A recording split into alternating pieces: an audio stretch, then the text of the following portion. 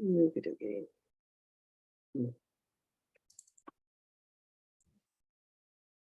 Okay, 6 o'clock.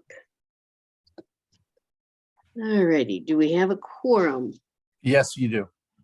All righty.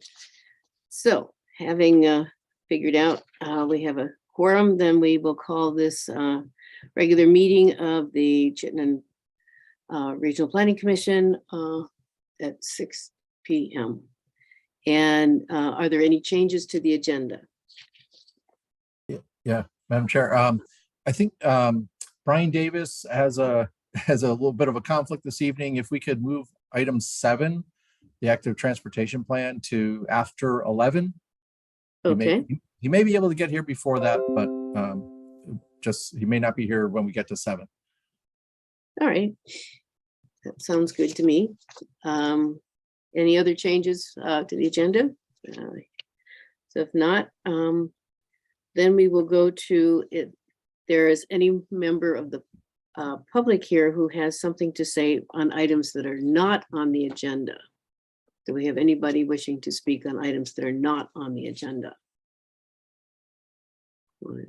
Don't see any hands in my section. I don't get the whole screen. Seeing none. Catherine? Yeah.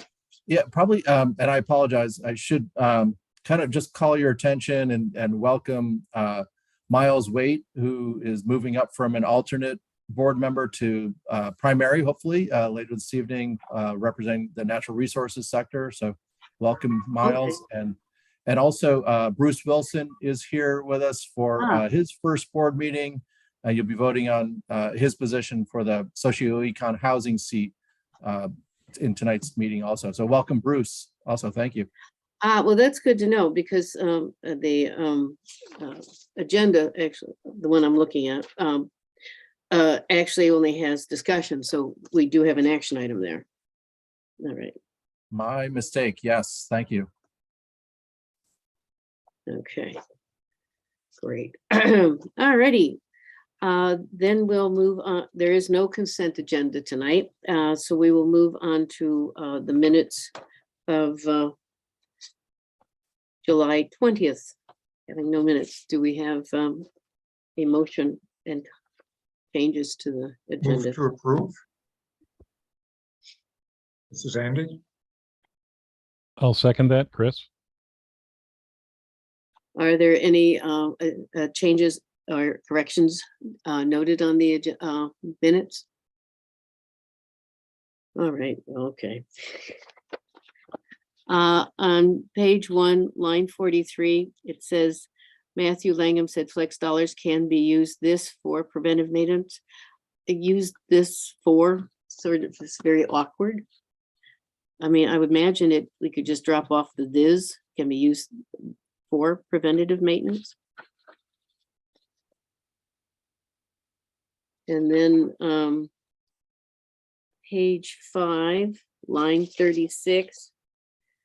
I mean, these are just, very minor, but at the end, the last sentence, it says, Charlie, most of the CCRPC committees have people. I mean, I imagine it's Charlie said. And the last one is just a very tiny one. Page 6, line 30. Regina to share her recent news. It just needs an S there. Any other corrections or things to be noted, changes? If not. Is that all right with Andy? And it's fine by me. Okay. Okay. All right. Agreeable. All right. All those in favor say aye. Aye. Aye. Aye. Aye.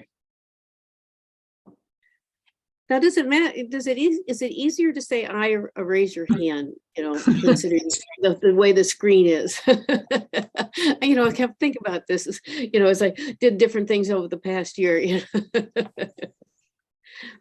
Considering we never get quite the full screen, even when you have the gallery view, at least on my screen. So anyway, I think the motion passed. Garrett abstains. Thank you, Garrett. Are there any no's to the agenda? Hearing none, moving on. The next is the multi-jurisdictional all hazard mitigation plan. And that requires a resolution as an action item, but who will speak to this one? Dan will speak to that. Got that. So, again, to introduce myself, Dan Albrecht, Senior Planner, Chittenden County RPC. There's sort of three documents in the packet. You've got the memo from me that explains why we're here. And then you have the resolution document. And then there's a separate link to the plan. Just by way of background, this is the fourth plan that has been done for the county, 2005, 2011, 2017, and now 2022. Unlike those three previous plans, we are not the primary author. The state put out a request for proposals about a year and a half ago, 2 years maybe now. And we bid on it. We did not win the contract. It was won by a group called IEM, which is a national consulting firm that does a lot of hazard mitigation plans.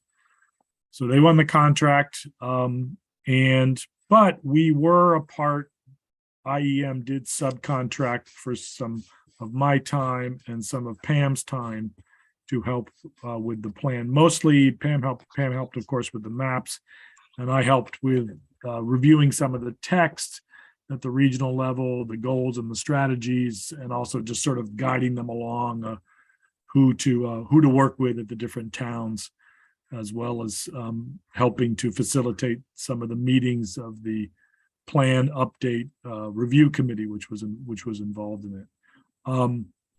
So it's a big, long document. The primary purpose of it, of course, is planning is a good thing to do, and with hazard mitigation, it's even better just to reduce the impacts of hazards. Hazards are going to happen, but if you take actions ahead of time, you can mitigate those effects of those hazards. I'm going to share my screen briefly just to kind of hit the goals, the strategies, and the actions. And then I'll open it up for questions, and then you guys can consider the resolution. Let's see. Share. So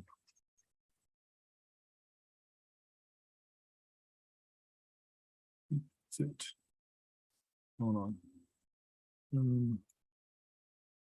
Share screen. Sorry, too many windows here.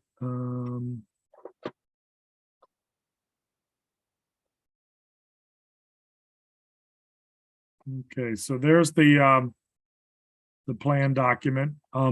One of the things that's very different about this plan compared to the older one is that it's gotten even longer. It's gone from 180 some pages to 373 pages.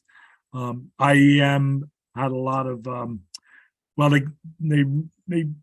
general order of the chapters is the same because it follows a FEMA rubric, but they added a lot more detail and data on different hazards. Again, very high level data, but data nonetheless. So that's why it got longer. The key items here, again, you do it because of good planning. It also, the other thing is that this plan serves as the thick description, the necessary analysis required by the Code of Federal Regulations for a hazard mitigation plan. And this large document serves that purpose for the municipal plans, which are annexed to this document. So this is called a multi-jurisdictional plan because it has this larger umbrella document that brings it all together. And it does endorse some regional level actions as well, too. So all the towns, with the exception of Burlington's almost done with theirs, will be voting. Their select boards will be voting a similar resolution to adopt both this plan and their respective annex. It updates from the 2017 plan. All the towns participated except Colchester, which did its own effort also with state funding, and they hired a separate consultant and did a standalone town plan. The process again was to of the planning process was, reviewing the hazards, updating the relative risk for different hazards, looking at the strategies, plan maintenance, then putting together the plan. This table gives you a sense of the different relative impacts, severity of different hazards across the county and the individual towns. The big ones for us are human infectious disease, severe rainstorm, severe winter storm, and then water pollution, otherwise known as phosphorus, and all that entails with the MS4 permits and the municipal roads general permits. So those are the big ones we talk about. The categories of actions, the strategies, pretty slightly different wording, but pretty much the same as what we did before in 2017. Large scale planning, category A. The work with tactical basin plans. So much of hazard mitigation is tied into water quality management. Infrastructure help, of course, protecting existing development, promoting growth in appropriate locations. And then category F is it's a strategy to be sure that the fiscal impact of hazards to municipalities are kept at a manageable level. So we get again into the body of the plan. Again, it gives an introduction. Talks about the process, what meetings were held, the large description, and then you really get into the different hazards and profiles of all the different, and you'll notice right here from page 90 to 302 is the bulk of the plan right there. It's all about the profiles of the hazard. So it's got some thick description of every single natural hazard, and then a little bit smaller amount on technical and societal hazards. FEMA only requires to do natural hazards. We talk a little bit about technical hazards and societal hazards because we did in the previous plans. And then after you look at the different hazards, you say, well, what's our capability? Some hazards may be significant, but we have plenty of ongoing actions that already address them, and there's not really new strategies that are needed. So it's sort of a winnowing down process of lots of hazards, but then you've got capabilities, and in the end, you're left with a gap, and therefore you should have strategies to address the gap. Let's get to the end here of the strategy part.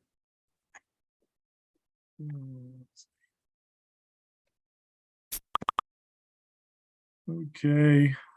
So we got the strategies here. We looked at our regional goals. It's embedded, of course, in our hazard plan, but it's also in our ecos plan as well too. So there's a relationship between these plans, between these two major plans.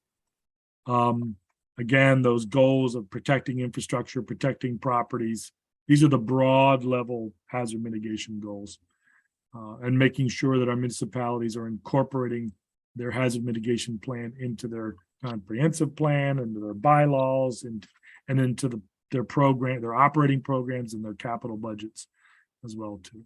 And then there is a broader reference to planning for growth with an awareness of changing climate and resiliency. So again, there's the strategies again right here, the different categories of strategies. We have different regional activities. We help with zoning bylaws, river corridors, infectious disease and invasive species, so on and down the line. Technical. So it gives a summary here of the ways we help. Again, most of this is the responsibility at the municipal level, but we do some of this as well too. Land conservation plays a big role as well too, because to the extent you have undeveloped land, protected land that can, especially if it's near a river or other sensitive areas can help affect hazard mitigation as well too. This just gives, so we recap what we did from 2017 plan as well. What's the status of those actions? What progress we made? A lot of good progress working with municipalities on bylaws, strengthening their water quality language, their flood resiliency chapters, stormwater master planning, MS4 work with private green infrastructure, the municipal roads general permit, all the great work done by your town road crews, as well as Chris Dubin here and our staff keeping track of all this stuff. And then, reviewing, helping out with the, buyouts and elevation of asphalt properties takes place again primarily at the municipal level. And there's been some small progress on that too. The striving for the goal, the ECOS plan, again, as you know, you guys all the municipalities have done a great job with that, with more than 80% of the new development, putting growth where it is. And then, of course, coordinating that with transportation planning. And then all our towns are doing really well on adopting their local emergency management plans, road and bridge standards, national flood insurance program, and of course, adopting bylaws. So when we get to the 2022 actions here, it's essentially the same ones we're carrying through, and it dovetails with our work plan. So that's kind of what we do here. So we'll continue with the flood resiliency planning, river corridor protections, water quality bylaws, tactical basin plan work, project prioritization, project development, the municipal roads general permit, of course, so on down the line. I do have a question here because I noticed this. Has this language changed here to now 90% officially, or is the old plan still active there, Charlie? Still 80%. Still 80%. Okay. All right. So the text is still accurate there. So we'll continue to promote that, and we'll continue to help our towns with getting a good match rate on the emergency relief and assistance fund. This is the matching contribution from the state on top of the money from FEMA in the event of a disaster. Right. And then, of course, municipalities have their own set of actions, which will be tacked into an appendix there later and stuff. So that's that document right there. And then you have your resolution. Yeah, Bart, I see you have a question.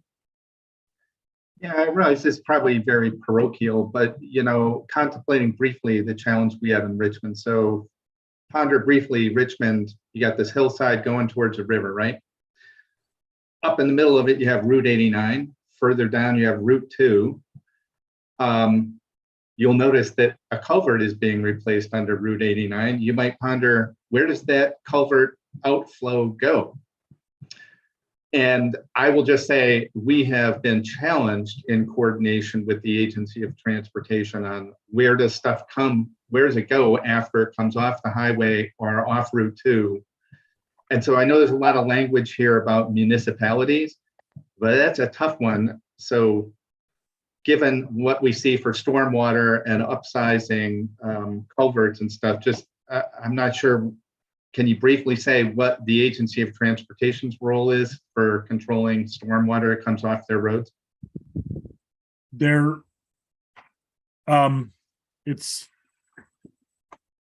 Richmond's a tough place because it's not an MS4. So VTrans, of course, has standards and are upsizing culverts as appropriate. And I'm sure they're doing good outfall work as well, too. I have not read the state hazard mitigation plan in a while. Hopefully there's some coordination in there as well with VTrans. I know Vermont Emergency Management coordinates with all the state agencies, so I'd have to check on the state hazard mitigation plan on that. I realize that's a narrow local issue, but it might be worth following up because, again, in a small town, it's particularly obvious, and you can actually see places where there's one place where there was a washout next to our elementary school where it came from underneath the interstate. If it were just flowing across the hillside, it wouldn't be a problem. But when all of it is funneled through, yeah, I know culverts, I know that place you're talking about because it was actually identified in the Richmond Stormwater Master Plan. And I know Friends of the Winooski River is working on the design of some of the stormwater treatment there, and during the planning process a few years ago was coordinating with V-Trans, but Okay. I don't want to flog it too much. no, just but by I raising can this. follow up on that with the folks at V-Trans, so. So there's the, any other questions about the plan and? And Dan, this has been reviewed and approved by VEM, and it's also gone through like a municipal review, like each of the individual annexes. Yeah, they're looking at their individual annexes now, but they were involved in drafting them. And actually, I did notice that some of the municipalities are giving it a good read because they're correcting some of the text, some of the pagination and the boilerplate and things like that. So, yeah, I do know some of the towns are getting ready to vote on it. So, but yeah, they've seen drafts. The committee members have over time, and Yeah, just kind of bringing this up because this is a kind of unusual document and it's multi-layered. It has, the state is approving it on behalf of FEMA. The towns have annexes. We're approving it. It's kind of a multi-jurisdictional, kind of combined look at issues, but it's got multiple eyes on. Yeah, Chris? Thank you. Yeah. Any sense, Dan, for why Colchester would go alone, and maybe Jackie? what happened, what happened was 2 years ago, when the state got the money, they said there's a 25% match that needs to come from it. Do you want to be part of this multi-jurisdictional plan document or not? The match requirement was the same, and all the towns except Colchester said, we want to do what we did before. Why Colchester chose to do their own, I don't know. They hired their own separate consultant. I did provide the consultant with the text of the old plan that probably made her job a little easier. And I don't think it written from scratch. I do say I've noticed that Colchester has a lot of life safety staff, they've got good coordination, at least, Colchester administers its own lakeshore permitting program. It's one of the few with that delegated authority. It's got a strong floodplain management program. So I think they probably thought we should probably do this on our own. Yeah, and so that's perfectly appropriate. I was curious if it was related to more of the water issues, and it sounds like it was, that they have more local expertise than we might regionally. Yeah, I exactly. think, just to add to what Dan said, I think that was part of it, but also our town manager, he loves to pinch pennies, and it was about the match too. And I think it came out to be less costly to use our own resources, but we do have a really good staff too. Although we did hire a consultant, she worked closely with the other staff there. Yeah. Thank you. I didn't know if it was because helicopters land on your causeways and cause more damage that was written into the plan. Well, the causeway is a whole other thing. I won't even bring that up tonight. Are there any other questions for Dan before we move on to the resolution? I will say that going forward, I did look at the plan, and that there's a lot of detail in there that I wasn't aware of. So having a national firm with very used to tapping into different national databases, I think was helpful in that regard. Yeah, I will admit I skimmed a lot. 300. It's a lot of pages there. So. And then not everything sticks. Yeah. So you go to the really important parts. and it looks a lot nicer than my dense Times New Roman from 5 years ago. So, well, if there are no more questions, we need a motion to approve a resolution supporting the 2022 I'll move for the adoption second of the resolution which will demonstrate the resolve of CCRPC to carry out the actions endorsed in the multi-jurisdictional AHMP all hazards mitigation plan. Yes, Very good, Chris. just I reading see it a right couple off. of, I see a couple of corrections because some of this was carried over from old text and I apologize, but it should say 2022 at the top and Exactly. That's why I said 2022, but there's like 3 little places there. My apologies for that. So But- we'll fix Yeah, that. that's why I Fix those started to say typos. 2022. Thank you. Was that Garrett or yeah. Bard on the second? Or, Garrett, thank you. Garrett. All right. So I think what we'll do is, since I don't have a full screen right now, let's, Yeah, I can stop the share. There you go. thank you. All right, all those in favor, raise your hands of approving the resolution. Oh, I'm sorry, Chris, you have your hand. Oh, you raised the real hand up. Oh, that's very good. I'm not used to all these things. Madam Chair, are you asking us to raise our real hand or the reaction hand? I just, whatever works, but it just threw me off for a minute. I have to remember I'm old. But it looks like are there any abstentions or but it looked like everybody raised their hand, so the motion, the resolution is passed. Yeah, Thank you. you're right. I worked I'm so old school, it's terrible.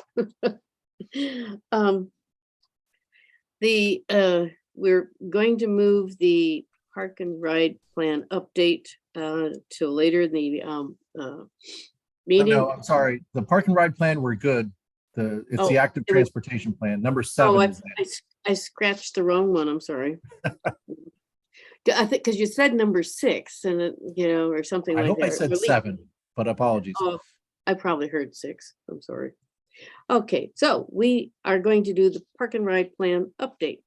Yep. Yeah. Marshall, are you or is Yes, Jonathan taking it? so I'll kick us off here and then Jonathan will share a brief presentation. So yeah, so over the past year, let me introduce myself. I'm Marshall Distel, Senior Transportation Planner with CCRPC.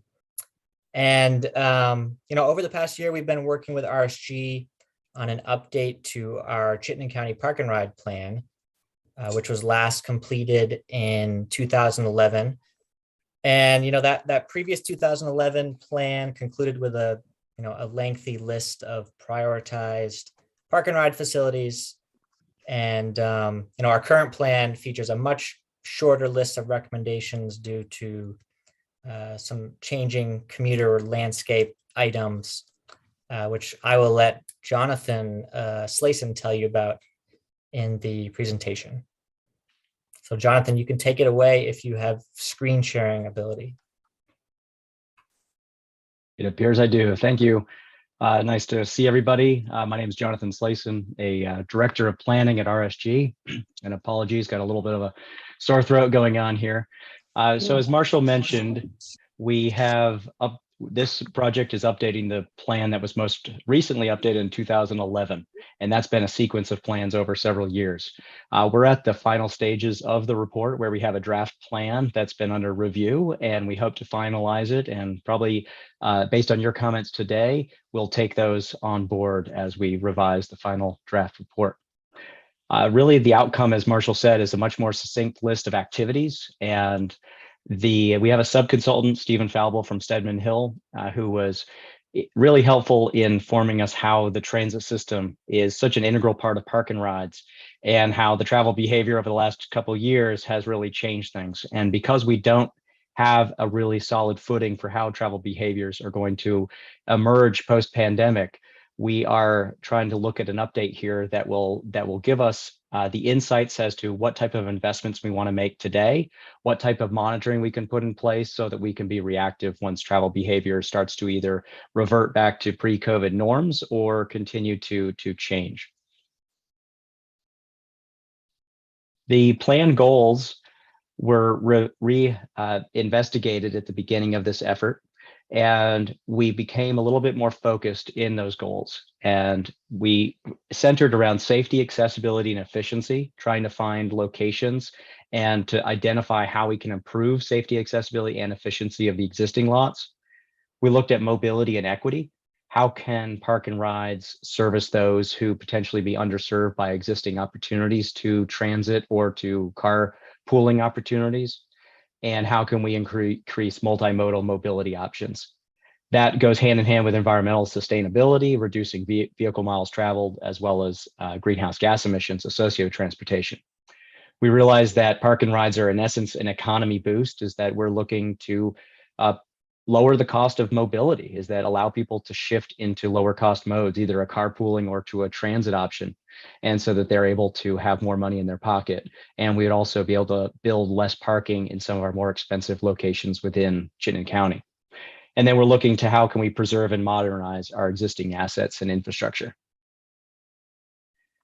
The study has investigated 14 total facilities, 10 of which are within the county and 4 others outside of the county. Thanks to Chris Dubin and his team, who's been diligent in collecting data over many, many years in terms of the occupancy, the number of cars parked in these parking lots, but also the physical lots themselves in terms of certain attributes, such as information, shelters, whether it's paved or not. All of these characteristics have been tracked over time, and we have a really rich data set to use and investigate to say, how is the current system and what type of improvements would we be looking to make or recommend? Most of the facilities are in satisfactory physical condition. About a third are not currently served by transit. So they're primarily a carpool consolidation point rather than a transit. Most of the facilities don't have adequate non-motorized access. So if you wanted to walk or bike to a park and ride and then jump on the bus, it's a bit of a struggle for most of the facilities. Richmond, case in point, pre-pandemic was one of the most busy and highest occupancy park and ride lots. And it was a difficult place to access, particularly from the residential communities in Richmond. So it's identified, we realize that Richmond's taking efforts underway under separate initiatives to improve the multimodal access to that park and ride. So we're trying to be comprehensive in this study to understand what type of efforts are being done at each location, each municipality, and realize that in ideal world, we'd have a multimodal access to all these facilities. Maybe I'll call out that in the southwest portion of the county, there's a bit of a gap.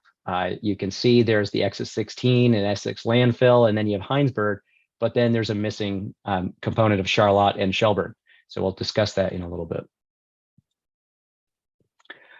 Based on our research of literature review nationally and locally, these facility attributes came up as our minimum recommendations. Now, the state has the National Electric Vehicle Infrastructure Plan, the NEVI plan that was published as of August 1st, I believe, of this year. And that gives us guidance on EV charging locations. Now, whether it's a level 3 DC fast charger or a level 2, regardless, there's an interest in terms of park and rides as being a great long-term facility for charging up those cars that are going to sit all day. And we realized that that would be a great attribute to have in these park and rides. We realize that there's some sensitivity as to who owns the park and ride lot, whether it's in state right of way or not. And so there's clearly complexities here, but we realize that that's an important attribute. Secure bike lockers are being also one. We realize that there's testing in Richmond, I believe, where they moved from Winooski, but secure bike lockers would be a key component to improving multimodal demand for these facilities. And then wayfinding. How can we encourage people who don't typically go to these facilities to find them? And then access to their communities as well. Public Wi-Fi, I believe Westford has public Wi-Fi at the spot, but other communities have not invested in a particular public Wi-Fi access at the bus stop. And given the frequency of bus services, it's definitely a public benefit to have awareness as to where the bus is, so you can track how long it's going to be as you're waiting out in particularly inclement weather. Shelters are also part of that weather equation, and there's several existing facilities that would benefit from shelters. So there's opportunities to make investments in these existing park and ride lots. Then paving and lighting being additional attributes that have numerous benefits. We realize that stormwater and the like and maintenance varies depending on the level of demand and the cost to get these paved. But in terms of striping, you can maximize more capacity within the lot if you had striping available to you. Bicycle pedestrian access, already mentioned how important that could be, particularly for those more residential communities. If you could bike to a location and then catch transit, That's a key benefit for achieving those multimodal mobility targets. Transit then is needed. We realize that today the regional transit services as well as ridership is going in the wrong direction because of the COVID pandemic. It's been more or less a recent trend since about 2017 anyway, but we clearly need to get a handle on trying to get people into transit service if that's available to us. But we realize that there's several locations within the county that don't have the type of transit access that really makes Park and Ride succeed. And then the parking availability is not so much an attribute, but it's a characteristic that has been identified in national literature to say you want to have that sweet spot between 40 and 70% so that your asset is utilized, but yet it's not utilized to the degree that we don't have space if you were to show up. So we want to monitor that data over time and to expand in locations if that occupancy exceeds that 70%. Now we're getting into the proposed facilities. This study used previous works that the RPC has conducted over many, many years to identify where certain facilities would benefit the community.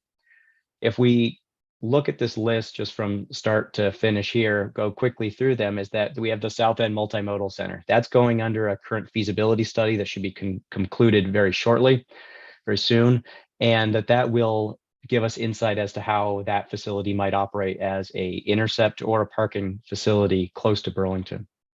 Then we have South Burlington, US 7 and I-189 at the Route 7 intersection at the old Kmart, now Hannaford lot. That's one that was put on the books many, many years ago, and it has some challenges we'll discuss. South Burlington at exit 14, many of you might recall a plan that was done maybe in 2012 that was looking at a scoping study for a pretty significant size parking facility in the location behind the DoubleTree. That's still in the works, or at least it's been identified as a highly desirable location to intercept those that might be traveling off the interstate before they get into the downtown core, but also potentially as remote parking for the hospital and the university. So then there's a location on Barnes Avenue and Route 15 in Colchester. There's a new facility in Charlotte, the town garage that they're currently looking, I think they're going after bids at this point in time on Route 7 on town-owned property, the old flea market location, I believe, that there could be the potential to add some town parking facilities there for a park and ride lot. Now, I realize that the site could be constrained, but there could be some opportunities there that should be pursued, because Charlotte, without the train station in use, there's not a designated location for a park and ride facility within the town. Now, Williston already has the exit 12 that's under construction. However, the Taft Corners location, particularly given the density that's being constructed for residential and employment all around the Finney Crossing area and northeast quadrant of the Taft Corners, that location has been investigated, and the RPC and the town are currently conducting or will shortly do a feasibility study on that particular location. Then Shelburne is one where there's another opportunity where an existing park and ride facility for the train station in downtown Shelburne could lend itself to being a parking facility for other uses. And we would recommend that being investigated further. Richmond, Jonesville, there's the idea around the Route 2 Cochrane Road intersection. There's kind of de facto lots today. The town's interested in pursuing this further for investigation. And how can it be maybe a formal facility? At least have multiple uses there, maybe not so much commuter, but it also could just be recreational consolidation of trips. And then lastly, Colchester at exit 17. VTrans has had a scoping study completed for that location as part of the overall interchange works and investigation. And at this point in time, it's proposed that there be two facilities in rather close proximity around exit 17. So we recommend that study be investigated further, and that there's ongoing conversations with the town and the state as to how the exit 17 location fits into the mix, both in terms of capturing traffic from the islands, but also accommodating transit trips. Now, I wanted to kind of bring up a point that was kind of an aha moment as part of this plan, is that we've been using park and rides, and we've been also using intercept lots. Now, these terminology for for those of us that are talking these terms, it was familiar, but many people are saying, what is an intercept lot? We understand what a park and ride lot is. And there was on the books as of 2011 and before the idea of an intercept lot, which was more on the employment side, the destination side of the trip. And nothing has ever been formalized as an intercept lot. And so we said it's kind of a misnomer. It's maybe a confusing term. And rather, let's think about it in this continuum, is that we have these intercept facilities, and whether we use that term or not, but we have this location on the left-hand side of the arrow that's typically adjacent to building more dense locations. The origin is short distance trips. Predominantly, you hop on transit to maybe make that last mile. Maybe it's a micro-mobility mode, a scooter, or a bike share if we get those back again, but also walking to your job. Versus on the right-hand side of the arrow, it's the park and ride side of it. And this is closer on the origin side of the trip. It's typically closer to your housing end. It's typically more consistent with lower density housing, but it's also willing that people consolidate trips just by carpooling, or they can get on a transit. So this continuum gives us a little bit of an insight as to how we might design these future facilities over time, and what types of attributes these facilities might require in order to service the type of demand that they would have. So kind of at the opposite ends of the spectrum here, we have Jonesville, which is very, very rural relative to then the South End Multimodal Center at a kind of a more dense location. And it just simply gives us a little bit of a different language to talk about the types of characteristics and attributes to view these future lots and how and who they might serve and how they might operate. Now, this work has also been informed by the travel behavior that's ensued over the last few years, as I've mentioned.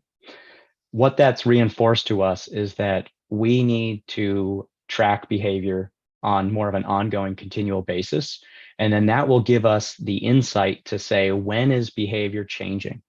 We've been monitoring parking demand at the park and rides lots, the parking occupancy, at an inconsistent but a periodic basis, basically once a year, but it hasn't been the same time at every lot. And I realize that's a real challenge depending on timing and staff.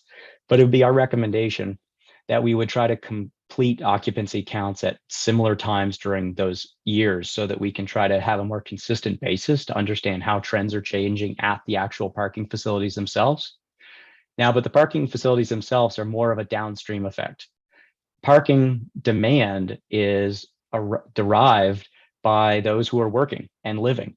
And so we first can identify data that census typically collects for us to understand how many people are working in Chittenden County, how many people are traveling to Chittenden County from outside the county, how many people are going from outside the county to outside, or from in the county to outside the county. So employment and commute flows are very, very valuable data to start to understand, are we seeing some changes in that trends? Now that's a little bit of a lag. It's an annual census data product. Now, versus we could have transit ridership, and that could be computed monthly based on GMT ridership data. And if the RPC starts to have a dashboard that could say, hey, transit ridership is up, we need to start monitoring our park and ride lots and understand how that transit demand might manifest into some consolidation of trips. That's a great resource for us.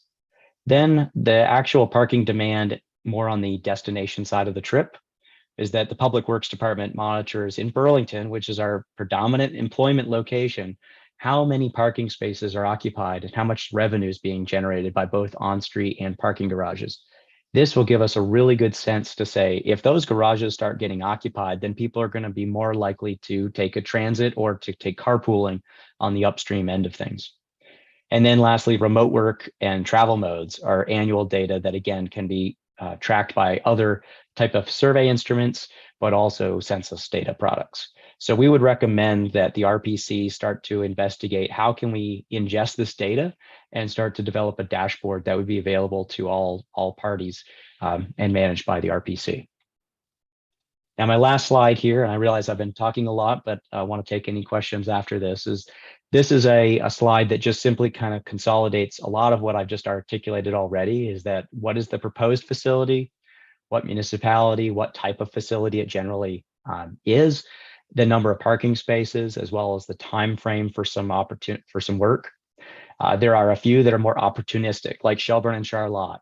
If the towns really want to pursue those, then let's investigate them. So we're recommending a feasibility study. Jonesville is maybe more of a medium term. There's not an urgent demand for that facility. However, it might be nice that I realize Route 2 is being paved to the east. I'm not sure what's happening right in that area at this point, but maybe there's an opportunity to tie that in. Then we have more opportunistic and long, such as the Barnes Avenue and Route 15. And that's really contingent on whether increased frequency of transit service occurs along Route 15. And then at that point, it may make sense to invest in a parking facility. Other than that, we have implement the actions from the multimodal center feasibility study. We recommend conducting an updated scoping study at exit 14 to continue to pursue that and investigate how that might look as things continue to change around the exit 14 interchange. So that's the end of the presentation that I have. We covered a lot in terms of where we were going, some of our goals, why we didn't canvass a whole bunch of new facilities. It's just simply the demand hasn't been there for parking rides. And at this point, we've said there are investments that make sense, both in terms of physical investments that I've mentioned in the existing facilities, and then more of these planning investments that's highlighted on this screen right here. And so we'll be publishing a draft final report here shortly, and I'd love to take any of your questions. And I can stop sharing the screen if that would be helpful.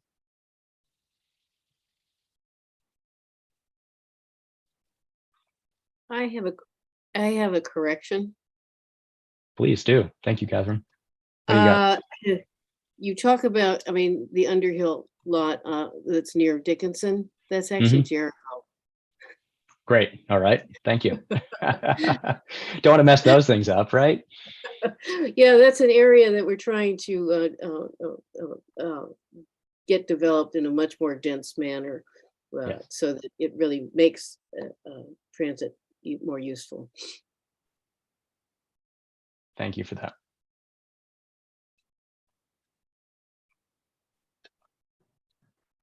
I see some hands up. Sorry, blending in there. I guess Bard, that's what I see on the name. I'm sorry, I don't know your name. Yeah, Bard. So Bard. Thanks. I really appreciate, for more than ever before, this sort of the blurring of what is a park and ride and what is something else. And it's probably most obvious to me because at one end of town, sort of, we've got what has been historically a park and ride at our one transit hub.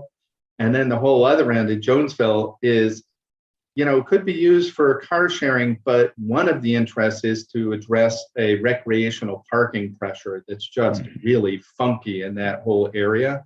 And maybe it doesn't matter. And that's why I appreciate putting them together, because putting them on one map is helpful. And I appreciate it depends on the lens you use. Like that is not probably a great commuter lot, but there's high demand and pressure to alleviate parking pressure from the neighboring properties. So anyway, thanks for the work on this. I really like the document. Thank you for that. Chris? Yes, Jonathan, I wondered if you could speak to what I've seen, and if it's going to be another 10 years before we have another study of this sort. Certainly this summer has seen a lot of electric bikes, and how are those going to get accommodated in the park and rides? Yeah, that's a great comment. To be honest, it hasn't been explicitly discussed before, but the secure bike parking is what I mentioned in a previous meeting as being really important there because of the value of these things. Absolutely. We really need secure bike parking if that's going to be the mode, which e-bikes, I forget the national data. It was something that the average trip is over 5 miles. And that's really that it extends the commuter shed significantly to these lots in a much more accessible way. So I think that's what reinforces probably the need for that secure bicycle parking. Dan,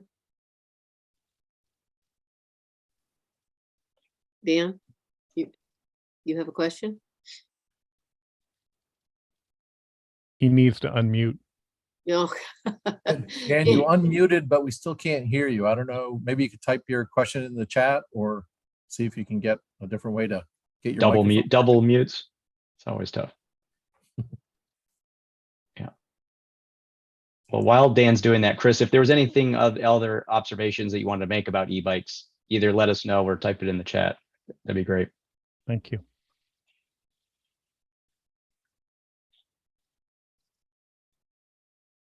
Oh, poor Nan. I understand that too very much. Are there anybody else have any other questions while Dan's trying to unmute? Just make a note that, the report was linked in the agenda, I believe, or in your packet. And, tonight's meeting is just informational. And actually, I'll be back next month to seek adoption of the plan. But in the meantime, if you haven't had a chance to take a look at it, please do so and send along any comments you have, within the next week or so, if possible. And I will say that the version that's probably linked did not reflect some of the comments that were obtained from the recent TAC meeting. So we are changing the report. Yeah. Is Dan back? Hear me? Yes, we We can hear you do. now. All right. So to this point of the parking, I believe Jeff Carr brought it up maybe a year or two ago.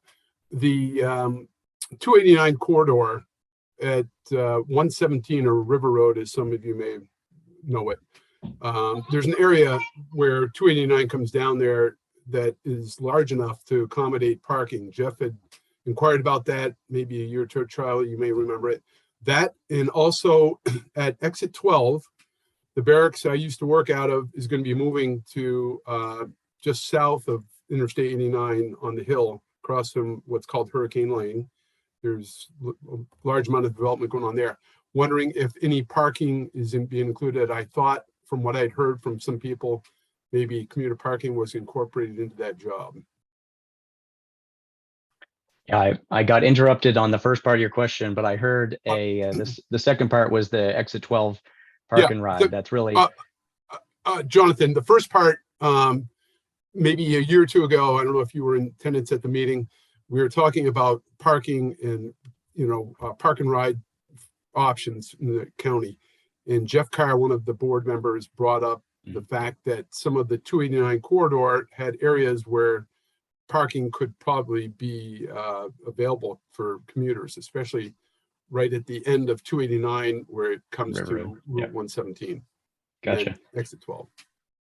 Yeah, well, so I think there's an opportunity if a either Essex in that case would like to bring up a new lot. I think there's opportunities here, and we could investigate it from how it kind of fits within the travel sheds.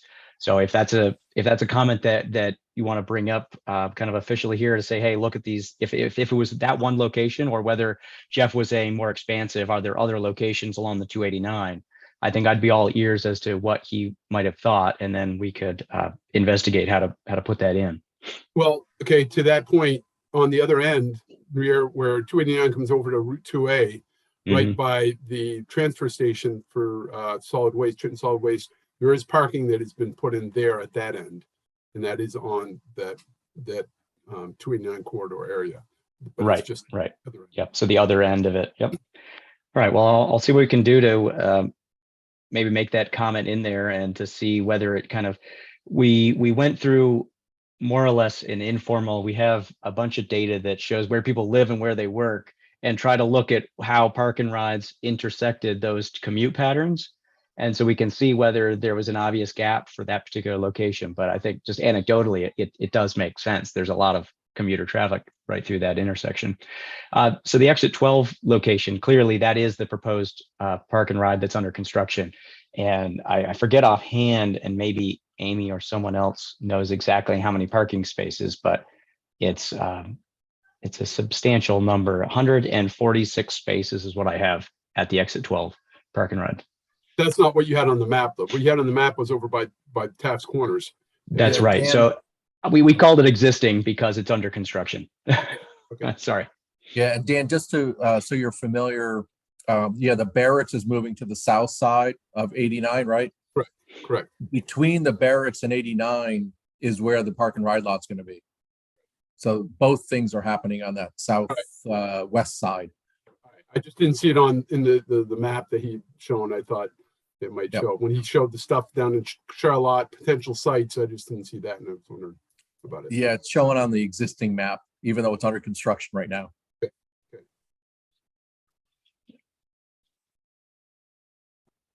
Taylor. And sorry, just for clarity too, on Taft Corners, I mean, the park and ride facility called out in the study in Taft Corners refers to the municipally owned lot within Maple Tree Place, correct? I believe that's right on Boxwood, right? Okay. Because there, as a part of the settlement for Maple Tree Place back in the 90s, the developer allocated a lot to the municipality as a future park and ride site or transit site. Just that's kind of adjacent to the Shaw's parking lot. Great. Maybe we can put that detail in there. I don't think I had that level of that resolution. Any other questions or comments before we move on? No, not seeing any others. Well, I thank you very much for the presentation. It was quite interesting and certainly very helpful. Great. We're looking Well, thank you very forward much. to having it finalized Yep, next month. surely. Thank you, everybody. Thank you Have a all. good night. Every Thanks, day. Jonathan. Is the, And active Catherine, trans- yeah, Brian is with us now, so we can keep the agenda as is. Apologies for Oh. the, Oh, that was my problem. All right, so we'll move on to the active transportation plan then. Great, thank you. Good evening, everyone. Nice to see you all again. We're almost an hour into this. If you need to stand up and stretch your legs, by all means, please do. I have some slides to share with you. It might take about 15 minutes. Again, my name is Brian Davis, and I am one of the senior transportation planners. And let me find the share button because I am in Zoom, not Teams.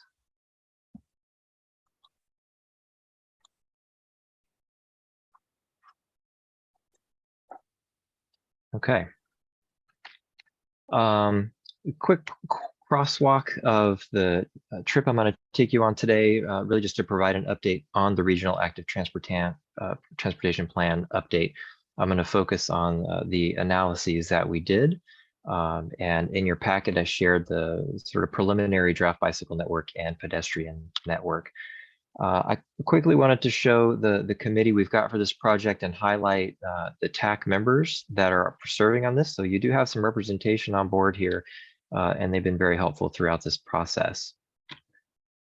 Now the ATP is incorporated into the Metropolitan Transportation Plan, which is underway currently. We update these generally every 5 years or so, beginning in the early 90s.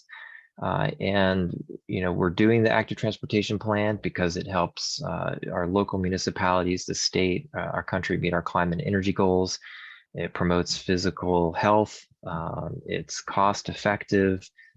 It provides another way for people to access the places that they need to go. So it is an important plan for us to do as a part of that long range transportation plan. There's sort of four major steps here, and they align with the major committee meetings that were had. We kicked the project off in March, spent the summer doing these analyses, which I'll run through, came up with the recommendations really recently. And then the next step that we'll wrap up in this fall is the prioritization of the recommendations. Here are the 4 key analyses that are informing our plan development, and I'm going to run through these because they are pretty important to what we're doing here. The equity analysis examined racial and other disparities in Chittenden County through several lenses. There's a qualitative review of the historical inequities in the county with a focus on urban renewal, highway construction, public housing. There's an overview of current policies and trends that continue to cause inequities, such as police harassment and racial profiling. And then a quantitative spatial analysis of these 8 different equity indicators.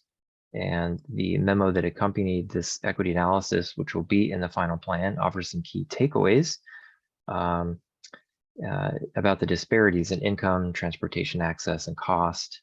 And this focus on historical context is pretty unique for us, and is a deeper dive than what we have done in the past as an organization. So the racial and ethnic minority groups are most concentrated in the more urban communities. The national data shows that in the past decade, people of color have led the growth in bicycling nationally. And given this trend, we should be prioritizing communities with a strong presence of people of color for improved bicycle accommodations. High poverty areas are concentrated in and around Burlington, and as well as St. George, which shares a census tract with Heinsberg. The highest proportion of adults over 64 years old are in South Burlington and Shelburne, as well as the northern part of Burlington. That's the darker colors you can see there. The share of older adults in Chittenden County has been on the rise, growing from about 13% of the population in 2013 to 16% in 2019. We held a listening session with members of AARP Vermont and received great insights from them on their experiences walking and biking in the county as older adults. Households with no vehicles available are mostly concentrated in Burlington, Winooski, and South Burlington. And there's some areas, outlying towns of Colchester, Essex, and Shelburne.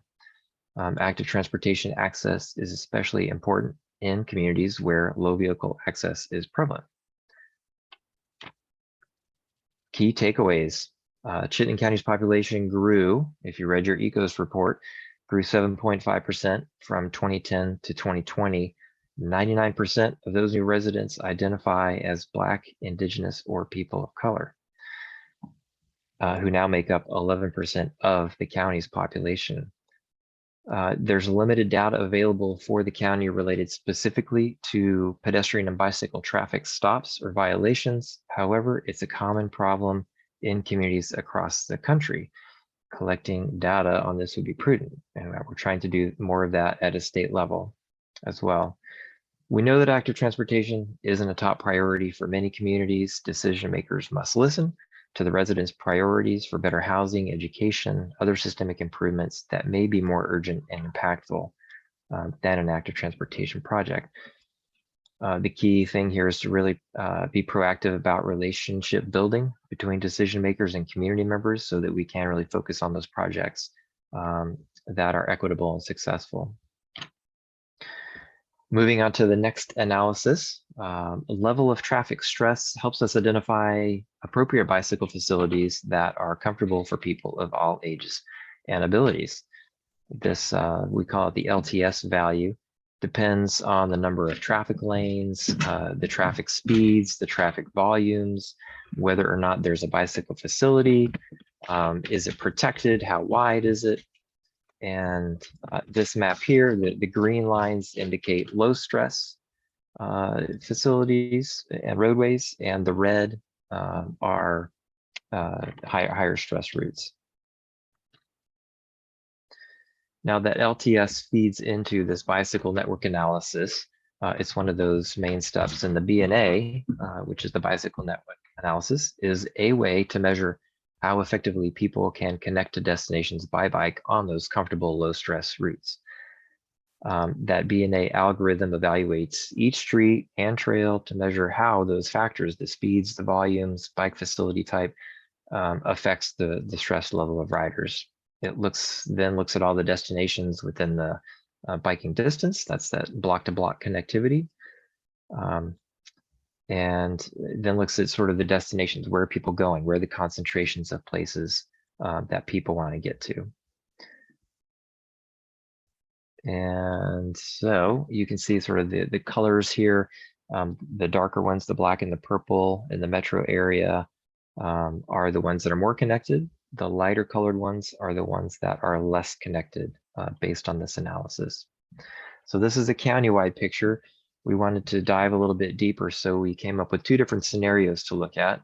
One of those is the Route 2 corridor, and another is an equity analysis or environmental justice analysis.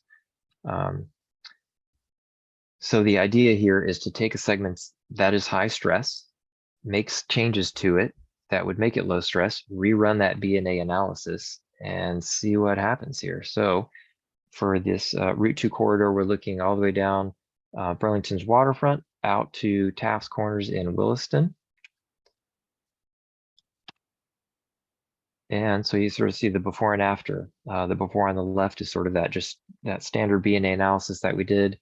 If we made Route 2 a lower stress corridor, and we took into account that new walking and biking bridge at exit 14, along as well as some of those other projects that are in the works. And you can see the impact that that would have if that corridor were turned into a lower stress route. All those areas that are black are within a biking distance for people. So it would really make a difference in getting to some of those key destinations.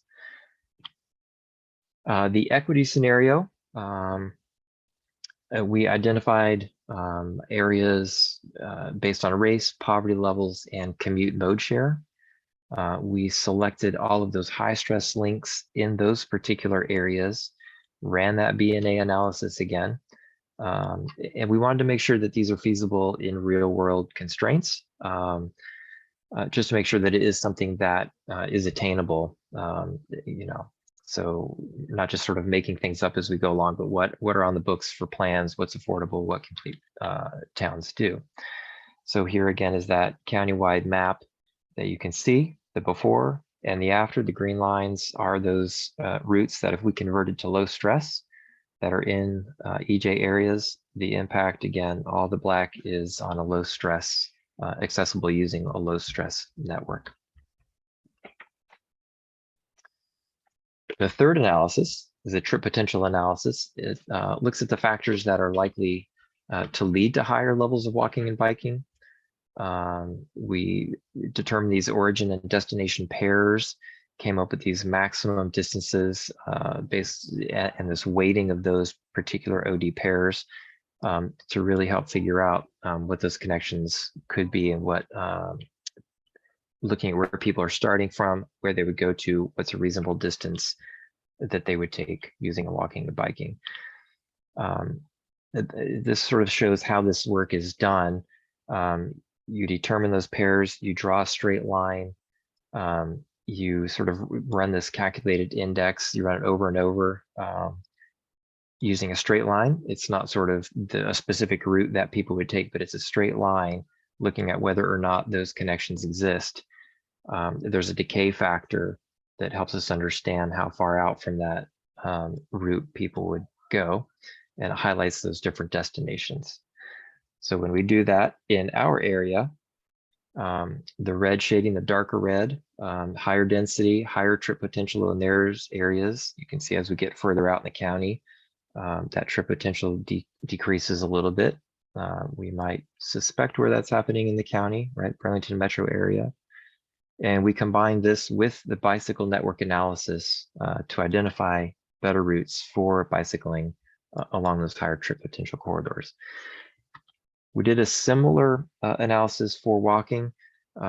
Your sort of chart on the top here, the Burlington area, because there's so many destinations that are on that pedestrian scale, is sort of masked everything else outside in the county. So the consultant applied a logarithmic rescaling factor to sort of get at where those other trip potential walking areas could be. And so you can see this is still the metro area. I'll jump to this slide and you can see that county level look at some of those village centers outside of the metro area where it does have a higher pedestrian trip potential. Taking that another step, this is useful to some degree, but we chose two different communities to do a more localized effort to see what would happen there. So we chose Milton and South Burlington to look at some particular investments in those communities. We chose Milton and South Burlington because they're two of the fastest growing communities in the state, according to census data. Both are home to populations historically excluded from the planning process, and neither has an adopted comprehensive walk-bike plan, although those modes are recognized and supported in other planning documents by local committees, so the work is happening, but I wanted to call out that they don't have official plans yet. Ran the trip potential for those origin destination pairs. These two maps in particular are the composite scores. We do have separate maps for those specific origin destination pairs. And there's even Within pairs that have a similar variable, such as transit, it's interesting to see where those hot red pieces move around based on those pairs. The final analysis that we did is an unpaved trail analysis. So we wanted to see, can unpaved trails fill a gap within that active transportation network as sort of a contingency option in maybe constrained conditions where paved routes aren't feasible. Maybe there are other issues within a roadway corridor. Maybe there are places where people are already walking and biking along areas to connect places that aren't on that traditional transportation network. So we did some basic data analysis using the Strava data. Recognize that not everyone uses Strava. It is an app that you can track your walks or your runs or your bike rides, but it does give us at least one data set to see what's happening, and then we buffer that 200 feet out. So it shows some of these pockets. These are more trail networks in some of the outlying towns. I was hoping for a little bit more connections between towns rather than sort of these localized efforts. Helpful to see, but again, based on that Strava data that we used, this is what came out. So we've got Sunny Hollow trails in Colchester. There's some pockets of activity in Richmond, in Heinsberg as well.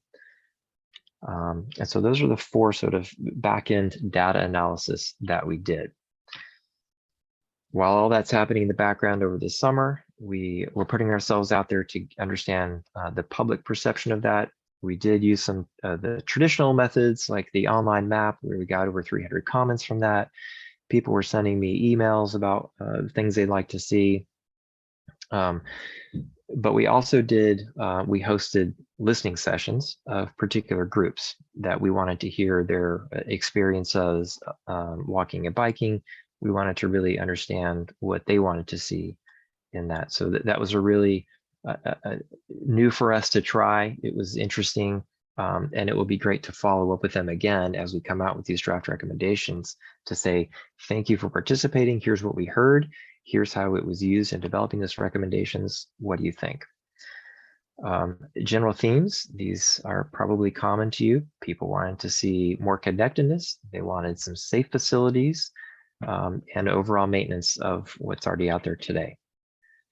So when we take that public input and when we take the results of those analyses that we did, and we look at the planned projects in the TIP and the MTP, we can come up with this infrastructure countywide network.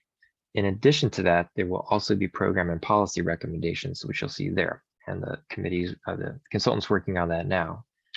So in your packet, you have some information about this draft bicycle network recommendation. The blue is the proposed network, green are existing facilities there.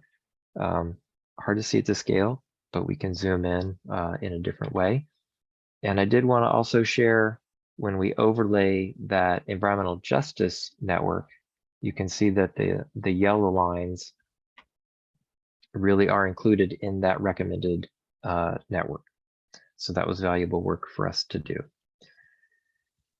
I mentioned the pedestrian network already. I showed the Milton South Burlington composite maps here. Coming out of that, the consultant is making some specific project recommendations. So we did this map for Milton. We have one for South Burlington, and there's a corresponding chart with specific recommendations for each site, whether it's a sidewalk or a path, improved crossings, and so forth. And that's in your packet, I believe. Here's a snapshot of South Burlington.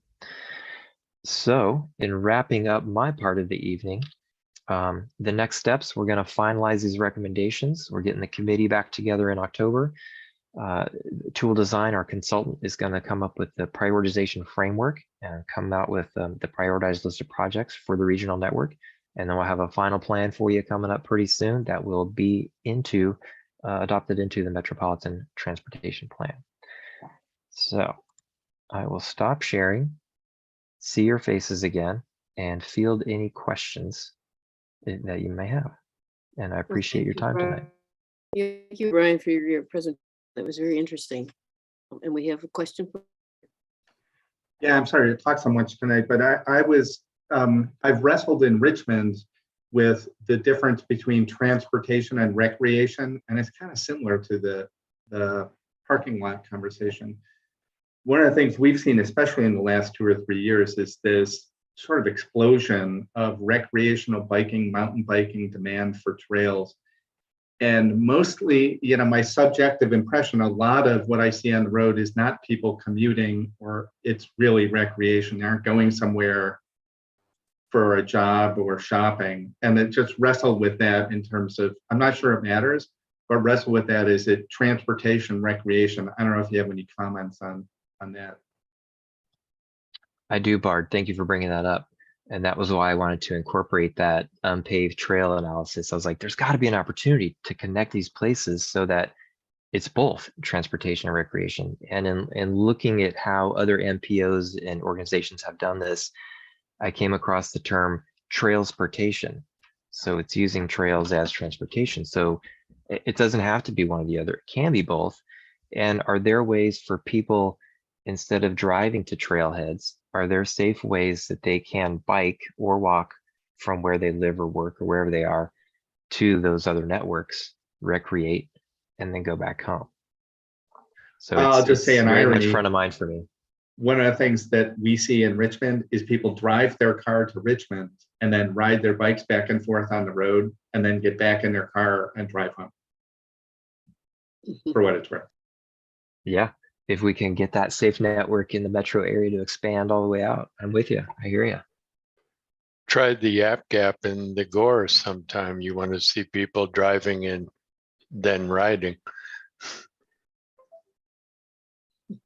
And I'm sure you've seen in different news sources how gravel riding is sort of that new big thing in Vermont, where people will go drive, park, and then bike the gravel roads, back roads, and then come back into town. And, you know, it's bringing in a lot of dollars to local communities. The state's offering those outdoor recreation grants to develop that. So it is, you know, people are paying attention to that. So there is opportunity. And we do have our transportation work here, but I am keeping an eye out on what's on the other side of that fence too. And is there a way that we can connect those?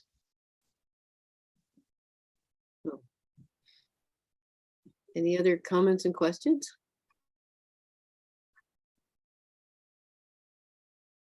I don't see any at the moment. So thank you very much again. I'm looking forward to the next iteration. Thank you all. I'll see you again soon. Thank you. Next on the agenda is our committee review and volunteers. And since it's an action, I was just going to highlight the the ones that have been filled or still empty, but since we have to vote on it, I'll read who's on the various committees so that we all know exactly what's happening. We have our outside board member appointments, and for agriculture we have Tom Eaton, who is with us tonight. Socioeconomic housing, that has been filled now. Bruce Wilson is the member, and Catherine or Deke DeCaro is the alternate. Industrial business is Tom Bacco, and the alternate is Alex DeMelli. Conservation and environmental, because Don Meals has retired, Mike Waite has filled the slot as member, but there still is you know, a need in the community, if anybody knows it, for an alternate to conservation and environmental. For the finance, we're moving on to the standard ones. It's the finance committee. That's the vice chair, which is Bard, and we have also then Chris Shaw, and Jeff Carr are the members.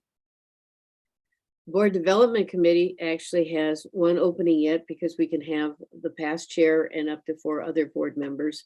So we have Michael Bryan from the past chair, who's currently will be chair of the Board Development Committee, Dan Karen from Essex Junction, myself from Jericho, Jeff Carr from Shelburne, and as I said, there's one opening if anybody still wants to get excited about all the different things that the Board Development Committee does. Catherine, Yes. I'd be happy to do that one, to serve on that one. Oh, thank you, Andy. Sure. Yeah, you used to be there a long time. Yes. Thank you, Andy. Yeah. Yeah, that's a great committee. Been there a long time. All right, for the next is the UPWP program, which is also quite interesting, and it can have 3 to 5 board members. Chris Shaw will be, as vice chair of the executive committee, will be chair of the unified UPWP committee. And then we have John Zirconi from Shelburne, Michael Bissonette of Heinsberg, Jackie Murphy of Colchester. And as I said, there's room for one more member. Anybody gets excited about, giving away money. I mean, that's the thing that John always told me. He said that that's a fun committee to be on because you get to give away money. So think about it if you still got time in your schedules. And we had excess money. That's right. You did have excess money this year. Who knows what happens next year? You still might have excess with the Jobs Act and the infrastructure money coming into the state. We'll just not have the capacity. That's it. That's it. Yeah. The Transportation Advisory Committee is one board member, and that's Barbara Elliott of Huntington. The TAC interest groups, they are all filled. We have Elderly from Bob Hennenberger. Bike Ped is Jonathan Weber. Rail is Mary Ann Michaels. Environmental is Richard Watts. And the Disabled is Adam Wexler. And Business is Sam Anderson. The Planning Advisory Committee has one board member, and that's Wayne Howe from Jericho. The Long Range Planning Committee, although the work has started, it still continues. So it can have 3 to 6 board members, and so there's still an opportunity to join that. But currently, it's Max Schindler from Burlington, Abby Lything from Winooski, Tracy Delphia, Essex, Andy Watts, Williston, Dana Hanley from Charlotte. And so I said, still an opening if anybody's interested. Clean Water Advisory Committee. Here we need a member because Don Meals has retired and Tom Eaton is the alternative. So we do need one board member to be on another board member to be the actual member on the Clean Water Advisory Committee. So please think long and hard about that. And may I encourage you, because this is one of those committees that has one of the coolest acronyms, the QUAC. Yeah, that's right, Chris. Yeah, we got to sell this. That's right.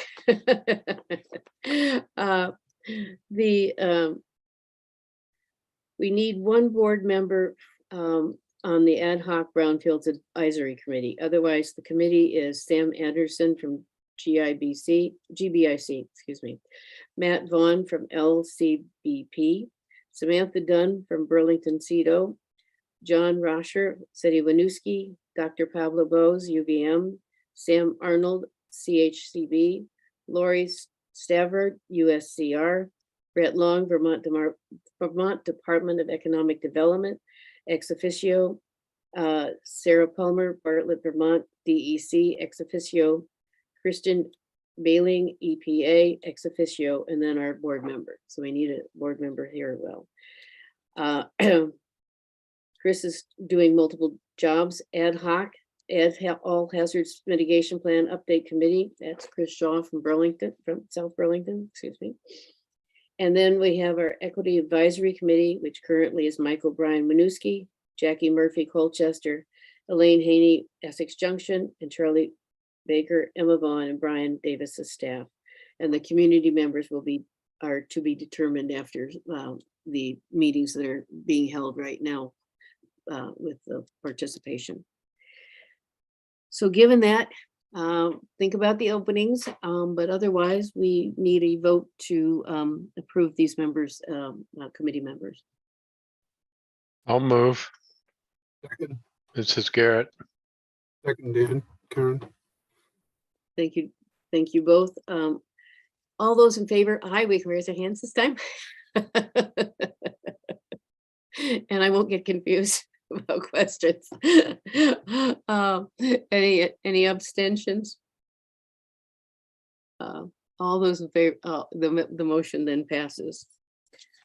And thank you very much, everyone, for serving on these committees. And as a reminder, for people who might read the minutes and stuff, alternates are welcome to join committees. If there's any interest for an alternate to fill in one of the empty slots. Next, we have. Before you move on, I just want to add that this was an opportunity when I first came on the board for me to volunteer and get on these committees. So I'm going to encourage any of our new members to take a close look at some of these openings and see if there was anything that tickles your interest, because this is a great way to get engaged and participate. Thank you. Well, not only is it, oh, I'm frozen. Oh, well. Not only is it a good way to get engaged, but it's a good way to know, meet all your other, board members, because I've been on the board with development committee since it was started. And you really get to know other members of the board much more. So you have to chat about, and particularly if you're looking for the office for changing bylaws or thinking these programs that we're putting on to engage people and to know what or the art does and things like that. So it really is an opportunity. That's the point. So thank you for the vote. So moving on, we're going to talk about the advisory update. Who's going to do that one? Yeah, I'll at least start off. Yeah, anybody else who was in attendance wants to jump in, but in the board packet, I guess rather than me talk to you for 10 minutes, we have the summary of what came out of the September 10th workshop. And we really got great attendance from the community, 24 folks with diverse experiences and backgrounds came that Saturday morning. And you can kind of go through that. We talked about what are characteristics of effective groups. You can see that on one page there. And then what should be the role of the equity committee, engagement, supporting the staff person, the equity manager, providing accountability, identify opportunities for action. And you can dig into small or more detail with some of the notes there. And then next steps, we talked about the hiring process, which is in process. I'll report a little bit more on that under my report. Developing an equity statement, kind of firming up the membership and a meeting time for the committee. And then also invited them. We had the couple training sessions that we've told you about previously are coming up in September, October. Also invited those community members that were interested in this to participate in those trainings with us. And at the end of that, you see all the attendees. So I don't know if there's any questions or if people want to provide any feedback, those that were there or those that weren't.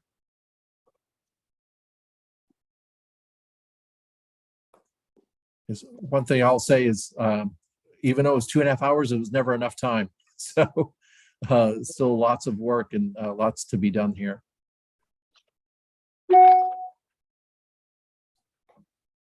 So without any other questions, at the moment, we'll move on to the regional plan schedule update. Okay, and I'm sorry you guys are getting a heavy dose of me here at the end of the meeting. That makes it that much sweeter when you leave, I know. So Regina departed about a month ago now, since I promoted Taylor, but we've been kind of digging into what we need to finish the plans, the regional plan, the metropolitan transportation plan, the comprehensive economic development strategy. And we were starting to really, I guess I'll just use the phrase, stress ourselves out a ton.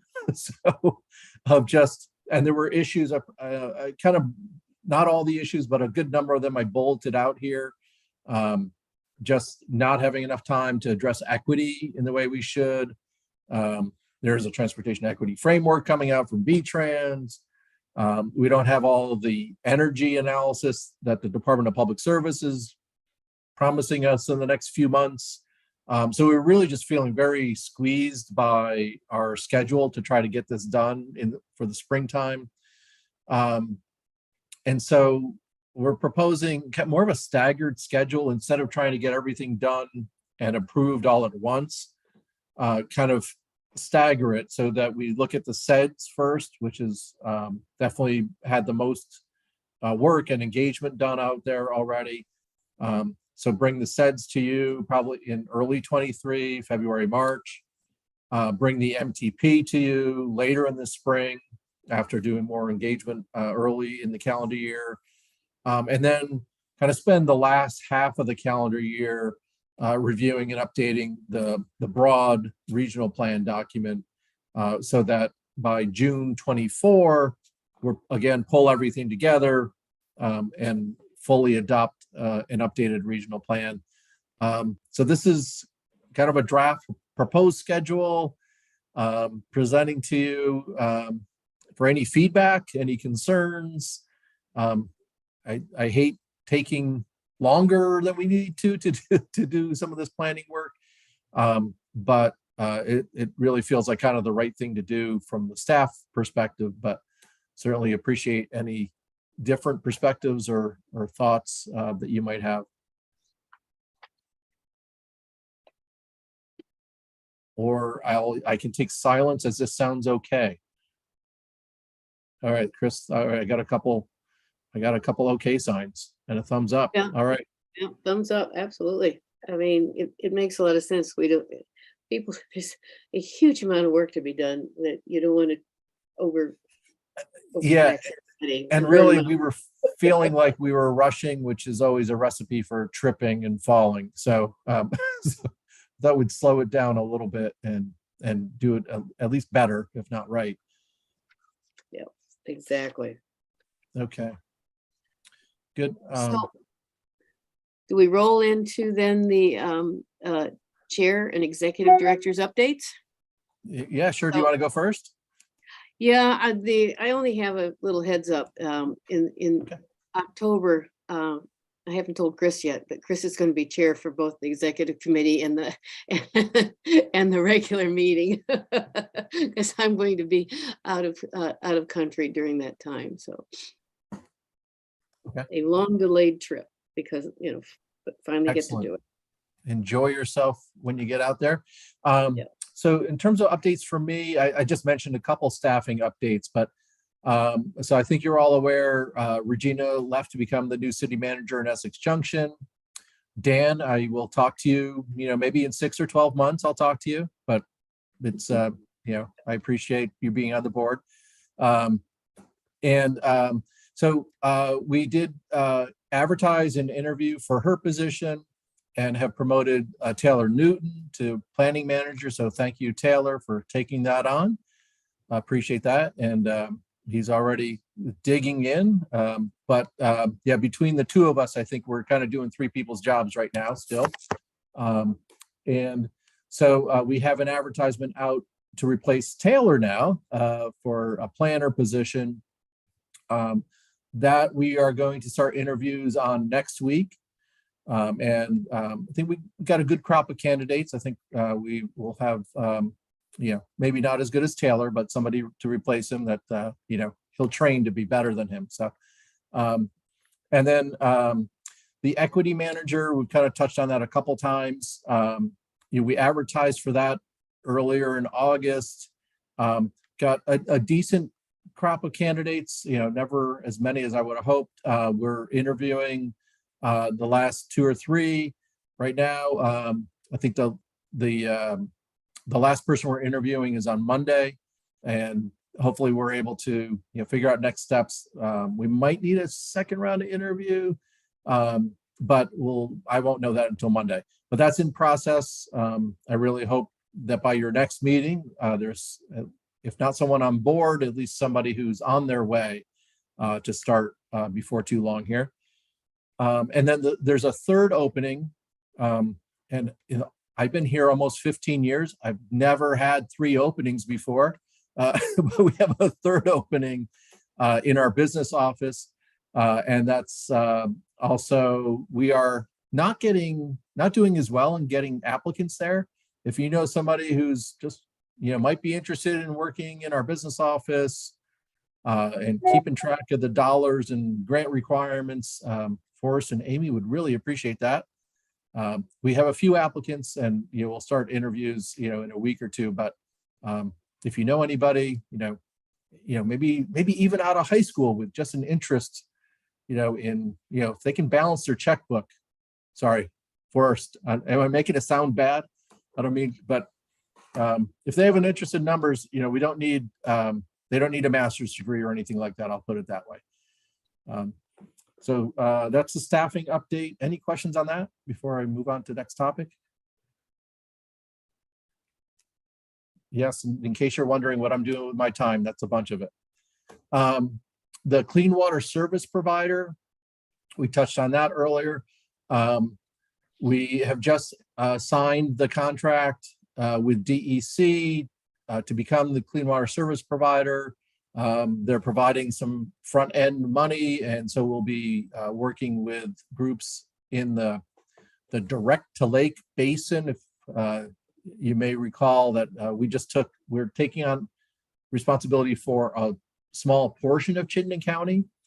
Other RPCs have responsibility for the Winooski watershed and the Lamoille watershed. So we have kind of Charlotte to Milton, including Grand Isle and a little bit into Franklin County, the direct to lake watershed that Dan is managing that. Thank you, Dan, if you're still here. And then a couple heads up for you.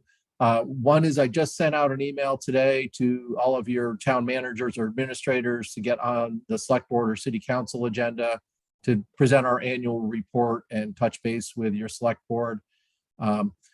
So don't be surprised if you get an appointment from me. I will try to send you an appointment whenever that meeting is, whenever we're going to be on that your community's board. So heads up there. And the final heads up is just to start you thinking about legislative breakfast priorities. So the next couple meetings will have agenda topics to talk about priorities for the next legislative session and what we want to talk to our legislators about in early December. So that's all I've got, and happy to take any questions if there are any. Any questions for anybody? No, thank you all. Thank you, Charlie. Well, given that, the next item on the agenda is committee and liaison activities and reports. And as usual, they're either in your packet or digitally available on the site, depending on your choice of how you like to receive them. And having said that, it says adjournment is next. I'll move, we adjourn. Second. All Thank those you, in favor Dan. say aye. It's hard Aye. not to say. It's hard not Aye. to say. Aye and Say bye-bye. I Goodbye. Good night, everyone. Thank you, everyone. Have a good night.